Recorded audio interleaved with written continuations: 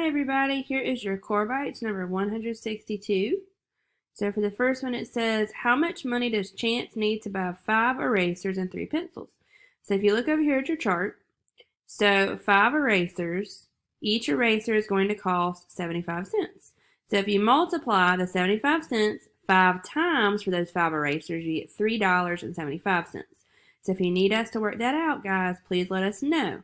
But you just have to remember 2 decimal spots here. So whenever you get your answer, you move the decimal over 2 spots, and that's how you get the $3.75.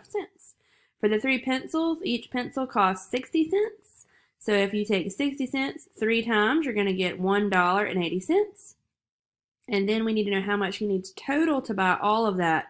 So then you add $3.75 plus $1.80, and you get a total of $5.55.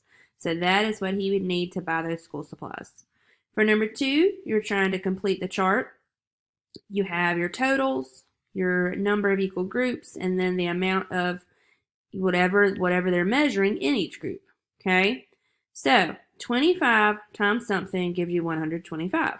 It's 5 because think of quarters. 25, if you have 4 quarters, that's 100. Add another quarter, that would be 125 if you're counting it by pennies, right? And then 4 times what gives you 100? 4 times 25. And then 3 times what gives you 75? 3 times 25. So that's interesting how all of those work together.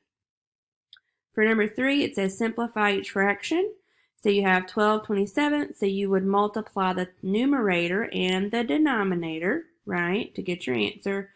So you would actually divide it by 3 because 3 times 4 is 12. 3 times 9 would give you 27. For B, excuse me, you have 12/28. So you would also divide the numerator and the denominator. This time you would multiply it by 4. So 4 times 3 is 12. 4 times 7 would give you 28. For C, 12/30, you would also divide the numerator and the denominator by the same number to simplify. So here you would actually divide by 6. So 12 divided by 6 is 2. 30 divided by 6 would give you the 5. Okay, so just let us know if you need help finding those. For number 4, we're doing some measurement here with some conversions. So we have 2 feet and 2 inches equals how many inches? So you know that every foot has 12 inches. So if you have 2 feet, that would be 12 plus 12, which is 24. 24 plus 2 is 26, right? So just make sure you remember how much each conversion is to find the other one. For number 5, is the dotted line a line of symmetry? The answer is no, because if you fold it on that line, that's actually only a third pretty much of the whole shape. So that would not be equal on all the sides. All right, guys, let us know if you have questions.